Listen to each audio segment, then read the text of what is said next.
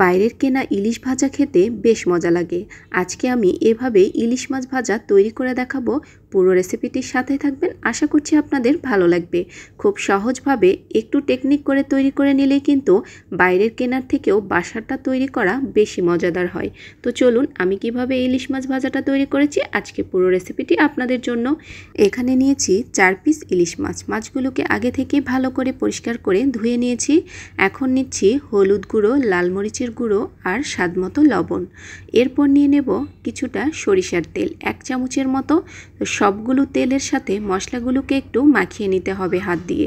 মেখে নেওয়ার পরে একটা একটা করে মাছ নিয়ে মশলার সাথে একদম ভালো করে মাখিয়ে নিতে হবে, যাতে সমস্ত মশলাগুলো পুরো মাছের গায়ে লেগে যায়। তো একটা একটা করে পিস নিয়ে মাছগুলোকে ভালো করে লাগিয়ে নিতে হবে, তাহলে মশলাগুলো মাছের ভেতরেও ঢুকবে এবং খেতে কিন্তু অনেক বেশি মজা হবে।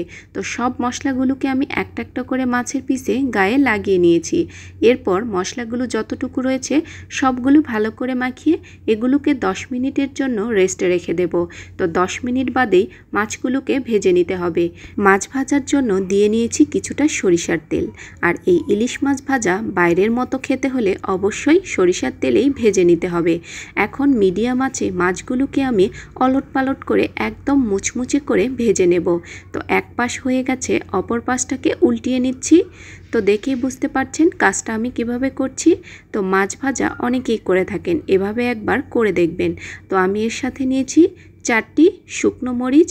এই মরিচগুলো তেলের সাথে ভেজে নিলে মাছের ভেতরে কিন্তু হালকা একটু ফ্লেভার ঢুকে যাবে আর এটা খেতে বেশ ভালো লাগে। ভাজা মরিচগুলো তেল ঝরিয়ে উঠিয়ে নিয়েছি। মাছগুলোকে আরও খানিকক্ষণ নাড়াচাড়া করে ভেজে এগুলোকেও আমি তেল থেকে উঠিয়ে নেব।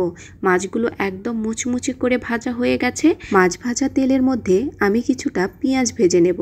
এখানে আমি অল্প কিছু পেঁয়াজ দিয়ে নিয়েছি। এখন এই তেলের মধ্যে পেঁয়াজগুলোকে 2 মিনিটের মতো নাড়াচাড়া করে ভেজে নেব। এগুলোকে একদমই ব্রাউন কালার করব না, জাস্ট এগুলোকে 2 মিনিটের মতো নাড়াচাড়া করেই একদম তেল ঝরিয়ে উঠিয়ে নেব। আর এই পেঁয়াজগুলো খেতেও কিন্তু বেশ ভালো লাগে, ইলিশ মাছের গন্ধ এই পেঁয়াজের মধ্যেও চলে যায়। পেঁয়াজগুলোকে ভেজে নিয়েছি। এখন তেল ঝরিয়ে সবগুলো পেঁয়াজকেই আমি উঠিয়ে নিয়েছি। এখন দেখুন আমি এই মাছের মধ্যে এখন চারিদিকে শুকনো মরিচগুলো দিয়ে নিচ্ছি। একবার করে মাছ আর একবার করে শুকনো মরিচ। যা খেতে ভালো লাগে আপনারাও কিন্তু বাসায় এভাবে ইলিশ মাছ ভাজাটা ট্রাই করে দেখতে পারেন। উপর থেকে দিয়ে নিচ্ছি মাছের তেলে ভাজা পেঁয়াজ বেরেস্তা। আর এটা খেতে দুর্দান্ত লাগে। তো গরম গরম ভাতের সাথে জাস্ট পরিবেশন করবেন, দেখবেন যে এটা দিয়েই আপনার ভাত নিমিষেই শেষ হয়ে গেছে। তো এরকম ইলিশ মাছ ভাজা আপনারা কে কে বাসায় তৈরি করেন অবশ্যই কমেন্ট করে জানাবেন। এই পর্যন্তই, সবাই ভালো থাকবেন। আপনাদের সাথে দেখা হবে আবার কোনো সহজ রেসিপিতে। এই পর্যন্তই, আল্লাহ হাফেজ, আসসালামু আলাইকুম।